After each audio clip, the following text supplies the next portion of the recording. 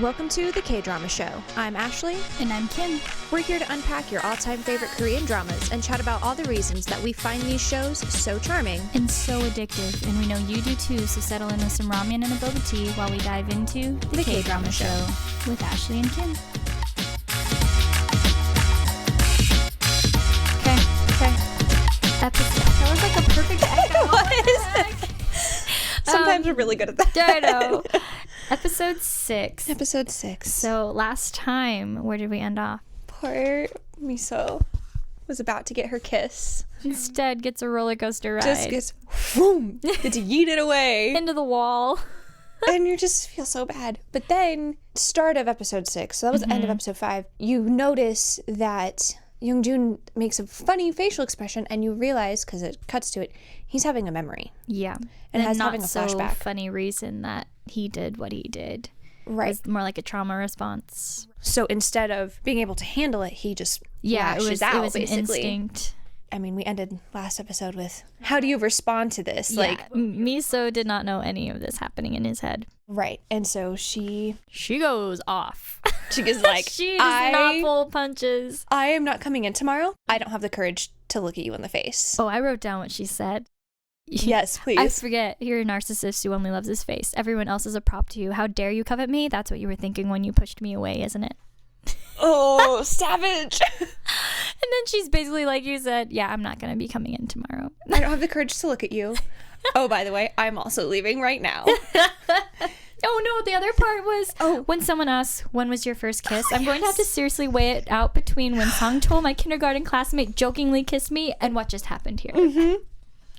And then she's so composed, and she just is like, I'll see you later. Bye. Mm-hmm. She's so scary. She is a savage human. She is scary. You now know why he pushed her away. You're just like, oh, poor YeongJoon. Like, I know. He didn't really do anything wrong. He wasn't wanting that. At the same time, I had said last episode, yeah, I would just leave. Oh, yeah, you did. Okay, bye. How else are you supposed to respond to that kind of massive rejection? Especially when he is in no position yet to open up about, hey, yeah, by the way, I can't kiss you because I'm having this horrible trauma. So she goes to her sisters, as we all would in that situation, and they say, maybe he has a sexual disorder. Yes, they are armchair diagnosing. That poor guy, he's just kind of taking it on the chin from these two. Although the other sister does say maybe he has trauma related to women, which I think is a little more accurate, a little more generous than sexual disorder. I don't think that's the issue. Doesn't she also say she was reading this online? Yeah, she said it was somebody else. And they're like, is this the vice chairman? She goes, no, of course not. Why would that be him? Yeah. I wasn't almost kissed by the vice chairman. Because then the one Uni is just like, can't a Chaebol have a sexual dysfunction? The other one's like, I guess, sure. Why not? Well, they're not supposed to have that. They're too good for that. Right. Well, it could happen. They like to psychoanalyze. Oh, yeah. I mean, we all do. We all do, but theirs are like... They think that they are licensed to do it. At least we know we're... Not. We're reaching. YeongJoon is trying to find a way, to apologize, and he has all of these big, long paragraphs that he types up and deletes all of them, and then I just love he's just simple as best. Yeah. And just goes, MiSo, I'm sorry. Yeah. And just sends it, and he's like, okay, I did it. And she's so brutal. She is, but that is a nod even to a couple episodes ago or an episode ago where he's like, I don't know how to apologize. Yeah, that's true. And it's too hard for me. And he's not making excuses either. He's just, I'm sorry. I'm sorry. Yeah, that's true. That was good. But man, she's just like, sorry about what? Did something happen? Yeah. She is very upset, and she has a reason to be upset. Well, yeah. But poor guy. He just is so confused now. I know. But the next day he wakes up is expecting to be able to, start again when he hears that the secretary has arrived. And he is sprinting in his little house slippers. He loses a shoe. And doesn't even stop. I am actually convinced that was like a blooper, like an accident that they just kept in, because the way the maid reacted to him losing it kind of looked like she wasn't sure what to do either. Right. But he just keeps scuttling out. He turns and is like, oh, nope. Not gonna slow down for that. Because he was thinking about it. He's like, wait. She wasn't gonna show up. Yeah, she said she was taking the day off. Like, why would she be? And then it's Secretary Young. And he's so disappointed. Yeah, but goes, Kim MiSo told me that you would need me to tie your tie because there was no one else to do it for you. He's just like, don't touch me. Get away. He like tries to hand him the tie and he like takes it and Secretary Yang takes a step and he's like, no. I know. Stop. Back up. No. Do not touch me. Poor guy. The tie means something. Because, yes, it does. But then Secretary Yang's just like, I'm just trying to do my job, dude. Yeah, I don't want to be here either. He's so sincere. I'm sorry. Yeah, he's always getting the shaft from YeongJoon because he had the restaurant recommendation. Not you wouldn't know anything. He's just trying to show up and do everything that he knows Kim MiSo said to do. No, get away from me. Don't touch me. Poor guy. Vacation day for MiSo. Day. Poor MiSo is discovering that she has nothing to do and it's boring. And everything that she can think of, she's experiencing the curse of a blockbuster. Yeah. Or, trying to get hold of friends. Oh, you have a meeting with preschool moms? Oh, okay. Oh, you have this? And she's like, what the heck? Like, what am I going to do when I don't have a job? Like, right, exactly. Well, they're all off living their own lives because, she never had time for them. And now when she has time, they're like, sorry, we've built other circles, which is kind of sad to me. It is. But also at the same time, like when you do have kids and they're in school, like it changes things. There are certain things that no matter if you really want that to be a priority, there's certain things that have to come first. And she has no other priorities. Yeah. Like you said. Yeah. So she's like, maybe I'll go to the amusement park. Can't do that because that's where he confessed first. Oh, well, maybe I'll go relax on my bed. There's hardworking cow. Don't want to look at him. And then she puts him on the chair and shoves him across the room. And he rolls across the room and hits the wall. And she goes, Because doesn't she like kind of trip over it too as she tries to push it away? Maybe that's what it is. But then she's just, it harkens back to when she was just the happened. one. Yeah, so she can't escape this whole idea. All around her. So she finally decides she's going to look for this young Oppa again. Yes, and texts her blind date and was like, hey, we met, whatever, and I asked you about this case. Is there any information? And then she's just on pause because he has to get information to her still. But we're at the office, and poor JiAh is late. And we notice that that's kind of been a thing. She's been late, and every time, I'm so sorry. And here's the thing. I am also a habitually late human being. Yeah. So I totally get it. Like, and when it comes to work, it's different, though. Yeah. But she's like, my family moved to this location, and so I'm farther away. I'm so sorry. And then just Sarah's just, no one cares. Yeah. No one cares. I know. Stop. She's like, I'm going to go house hunting. No one cares about your boring house talk. Yeah, I know. Poor kid. Morpheus shows up, though. And this is kind of his first official public appearance as Morpheus to just, regular old Joes that are in an office setting. So he's public with his face now. He's signing autographs. And especially because his number one fan, being JiAh, is there. And she's like, have you heard of me? Like, I'm your fan. He goes, no, but I'll remember you. In his, super suave. Like, who is she from Eve? You know what I mean? He doesn't care. Well, because then YeongJoon looks out and he's like, I'm really glad that MiSo's not here. He overhears JiAh say that MiSo's at home. And so he... Yeah, because doesn't she call to remind to reschedule something? Yeah. And so, YeongJoon in his infinite wisdom is like, I bet she wants me to show up at her house and surprise her. So he does just that. Still and she full of himself. Is so not impressed. Well, because she's bored. And she's walking around her neighborhood. Eating popsicles, sitting at the playground. Yeah, sounds like a pretty good day off. Yeah, seriously, though. I like how she says, vice chairman who excels at everything. Your ability under a delusion is outstanding, I see. This is a pretty good line. Yeah, it was a great line. As she's walking around, she's blaming him for her lack of a social life. Cursing him. It's all your fault. And then he's suddenly in front of her and she's like,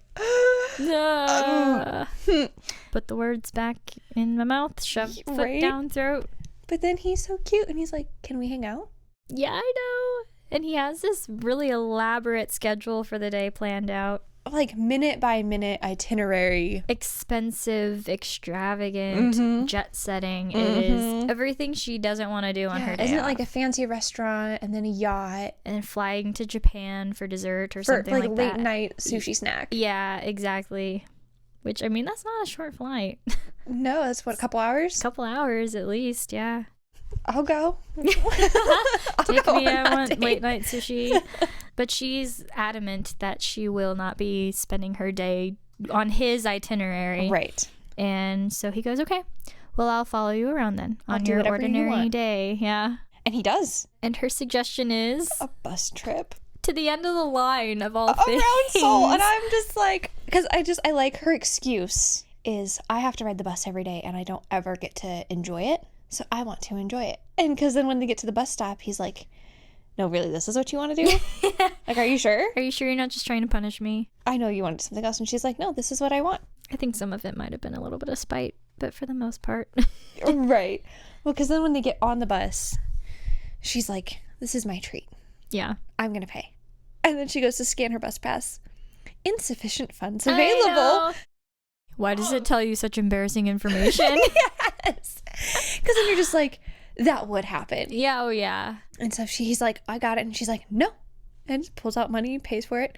He's so cute because he's clearly maybe been on a bus maybe once in his life. Yeah, maybe. Way out of his element though. And so she's holding on to the seat because the seat has a handle. And he's like, they do not construct this for tall people like myself. And she's like, you can hold on up there. Yeah. And he's like, oh, okay. Somebody gets off and he goes, oh, give me so. You sit here. She's like, no, you should. Goes until to be like, yeah, do her job. And then she's like, I will sit there. Yeah, like, all right.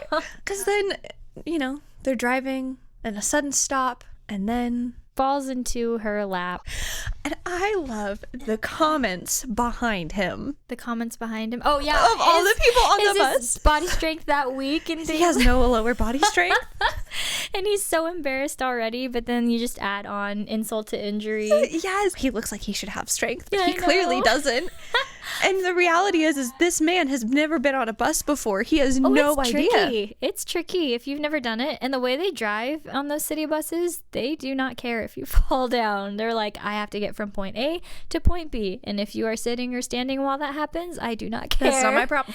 But he wouldn't know that. That's not information that he's going to... Right. Yeah, exactly.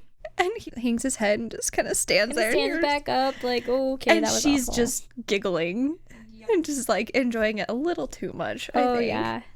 Anything that makes him feel like a fish out of water at this point, she's like, good, you should suffer.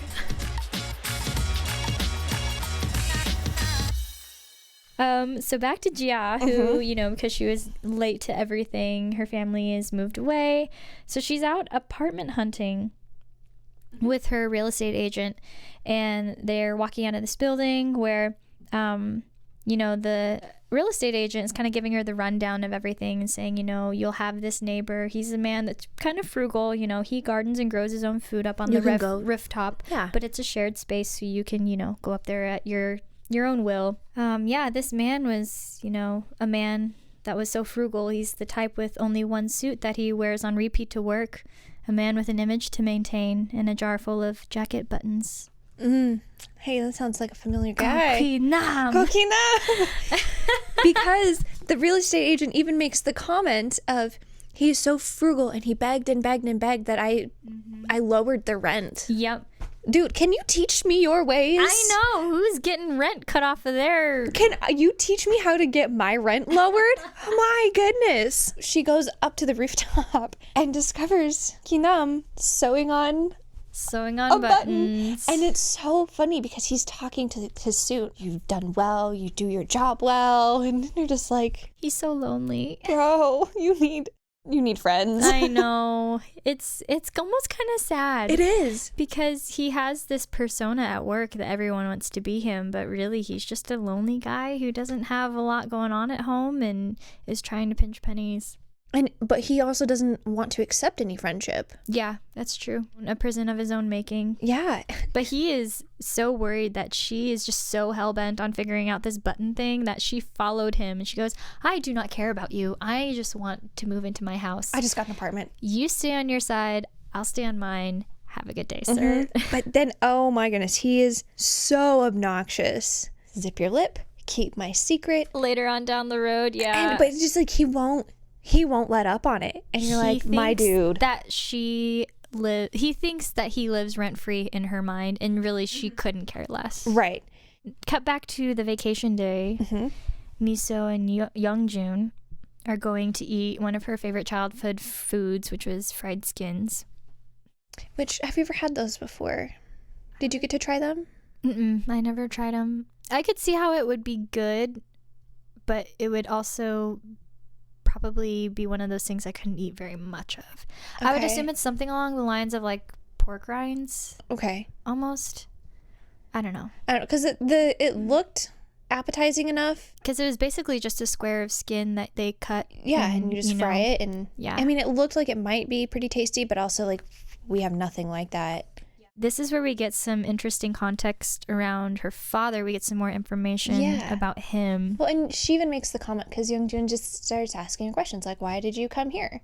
Yeah. Why is this your favorite place? And she's like, well, we didn't have money when we were growing up. And so when we did go out to eat, this is where we would come. Well, what does your dad do? And she's like, well, you're full of questions.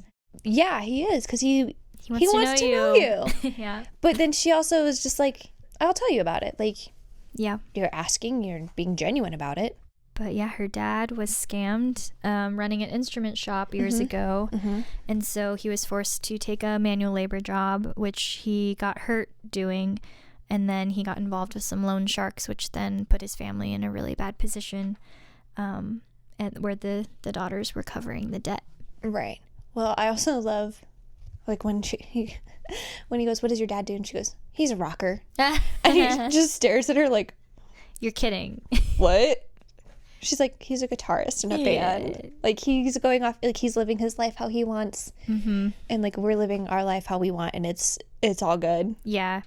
She's so gracious toward him for the amount of strain that he put his family through. And, I mean, he did. And not all of it was intentional or malicious or even necessarily selfish, for that matter. But it did put his 3 daughters in a position to where they couldn't live their lives the way they wanted to. Well, and then particularly MiSo. Right, because then the older sisters went to kind school. Kind of piggybacked off of her. Right. So then you almost see this compassion coming from YeongJoon and just being like, this is why this is why you've taken on the role that you have and why you're good at what you do. Yeah. Because you take care of everybody, literally everybody. All the time. But he says, he's not really seeing that her sacrifice was quite worth it for how much she had to lose in sense of herself and what she had to give up and give away in order to be that for them. Because to him, he was on the side of that coin where he feels that he did do that and his family is still broken. Right. So he doesn't understand what she could have had to gain by giving away so much. Right. When she knows in return she gets, the love and the sense of family, where he lost that in spite of whatever he feels he gave toward his family. So here we see them blurring the line further between boss and employee and becoming more man and woman. They're on their way back from the restaurant, and it's the claw machine. Oh, yes, the claw machine. The claw machine. It's so cute. Personally, I don't like claw machines. They're a waste of money and time. Oh, they're a total scam. Complete scam. And I was never really allowed to do them as a kid, so I don't find the sense of nostalgia or anything to them. But it's a huge thing.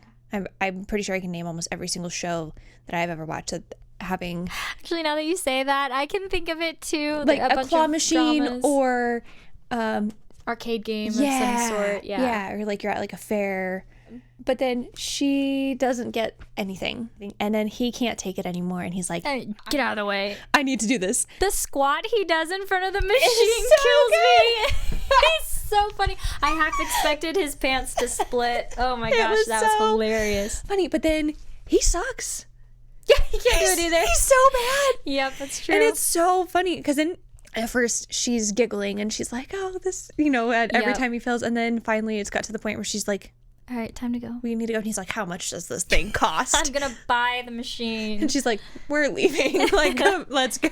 This isn't cute anymore. When they get back to like closer to a house, he's like, you're coming in tomorrow, right? And she goes, tomorrow I'll return to my daily routine of suiting your needs, Vice Chairman. And just the look on his face is just sad because after the night that they just had, or the day basically, and he's realized, scuffing up the line, she redraws it. Yeah, of like she's given everything to everyone all the time, and she's going back to suiting my needs.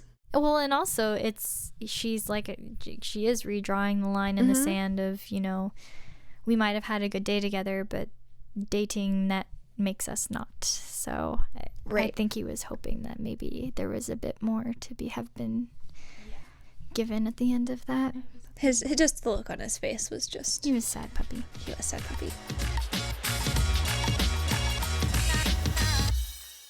When MiSo gets the phone call from the extra information about her, the young Oppa. Yeah.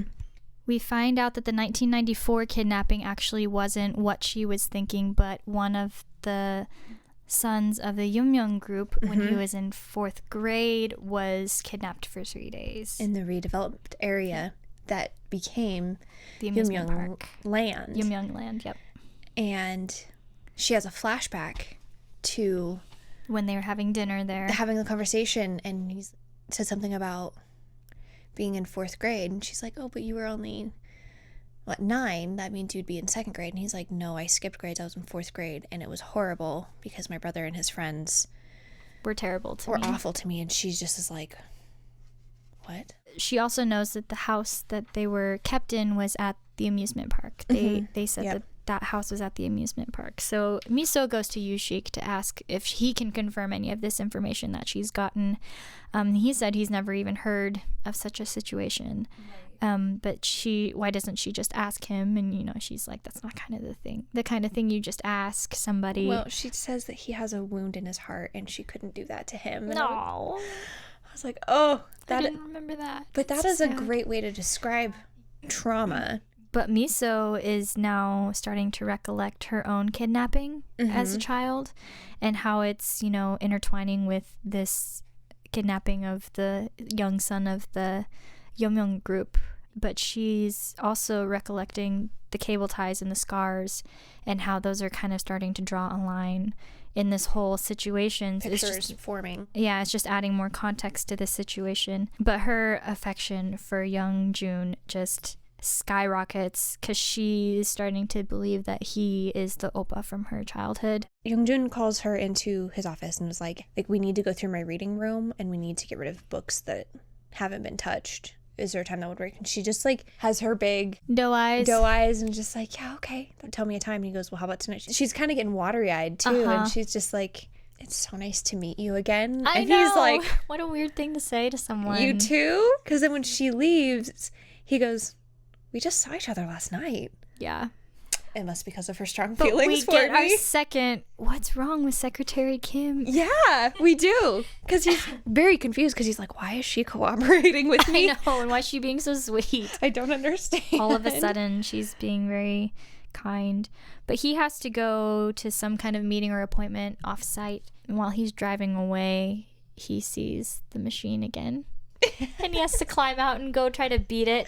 And there's these 2 kids there that are like, you jobless you man. One of those jobless Ajussis, and he goes, I'm not jobless. I'm this and this and this of YumYung group. And I'm pretty sure if you have any of these appliances, it's probably from my company. From my company. And they go, well, why are you here playing a doll game when you could go buy it? He goes, because you have to work hard for things. And so he ends up winning the doll in the little happy dance he does with the kids. It's so sweet. It's so cute. Kim MiSo gets to add to her collection the Please Remember Me dog, which she takes as, please remember me as the young Oppa from our childhood. Right. But he's just saying, please don't think of other men, particularly the one that is my brother. Only think of me. Only think of Please me. remember me. But she starts crying. And it's like, I'm so sorry for not remembering you. Exactly. And he's like, okay. All right. Well, gotta go. Hey, thanks. But also,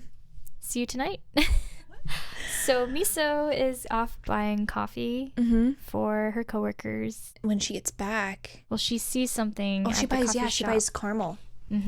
Because it reminds her of her Oppa. Oppa. So she brings all the coffees back, and then JiAh is like, "Did you hear What happened to Morpheus? when he was a kid?" And she's like, "What? Apparently he was kidnapped." Dun dun dun. Dun, dun, dun. And the poor girl is just like, She's getting whiplash over here. She can't handle it. it's so confusing, and it's back and forth. Because then now she's like, "Wait, was I wrong about all these things? Like, am I not able to figure this out?" But the pieces don't quite click into place when she learns that, as they were when she was thinking YeongJoon was this boy. Because she's still trying to reconcile the scarring and the cable ties and things like that. So she actually finally goes to YeongJoon and says, "Can you clarify some of these things?" Yeah.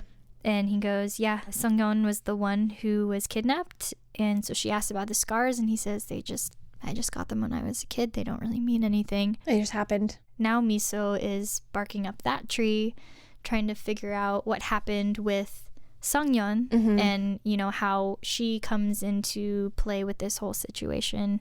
Well, because they meet, and he's like, "Wait, I wasn't alone?" Because he has amnesia. Right. Like, wow, I'm really kind of relieved that I didn't have to be alone.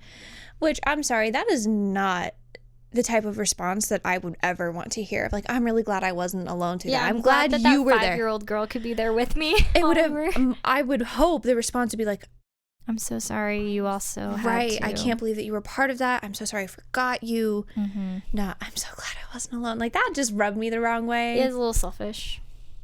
More than But a that's little. totally his MO is, right. It's all about me and I'll forgive you and I'm glad I wasn't alone. But then we get to hear his side of the story, which is that YeongJoon, was always arrogant, always narcissistic. Took his friends away, forced them to pick on SeongYeon because YeongJoon was just so arrogant and better at him and everything and had to show off.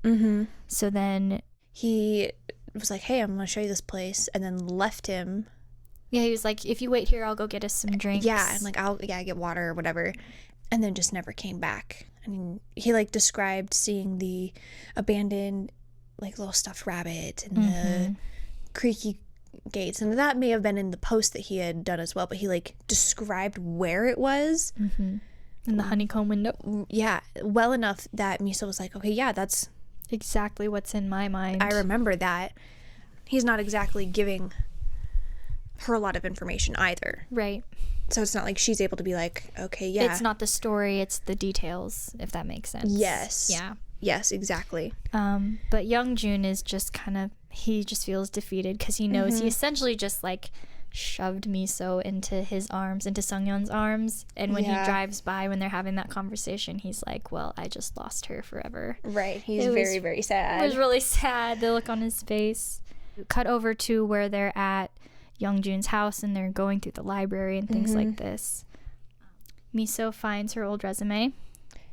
And it's the book that has all of the resumes. It has all the resumes. She's looking through hers, kind of smiling, thinking about how far she's come and just... At the same time, why did I put these things on my resume? They make no sense. Did I want to brag about my grades? I know. Really? And that's her whole experience was grades and school-related things. Well, she looks at the other resumes and realizes how incompetent, crazy underqualified she was comparatively. And she beat out all of these people with years of experience and of prestigious schooling and things like that for no other reason than she was MiSo.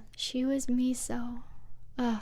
And that's it, because he comes in and is like, "Are you wondering why I chose you?" And she goes, "Well, yeah, because you're you." And she's just like, "Yeah, that's not enough." Huh? What does that mean? And then that is the end of the episode. Episode 6. That was a goodie. I think this was definitely a more sad. It had a more serious tone. There was a lot more unearthed in this one, I think. in terms of the tragic backstory. Who is your character of the hour? Ooh, I think JiAh for this one. Yeah.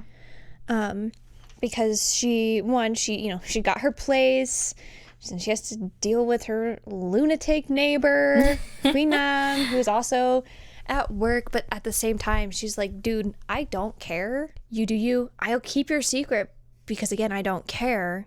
She's a good worker. She continues to show up with MiSo. She's, informs her of things, but it's never in like a vindictive or mean or unkind way. She's just like, hey, we bond over this. Like, did you know about X, Y, and Z?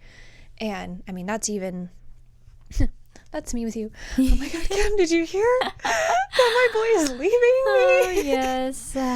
And so, yeah, I think JiAh was your character of the hour. My character of the hour. I think mine is actually YeongJoon. And the reason for that is because of the sheer amount of growth that he has experienced in the last episode. Mm-hmm.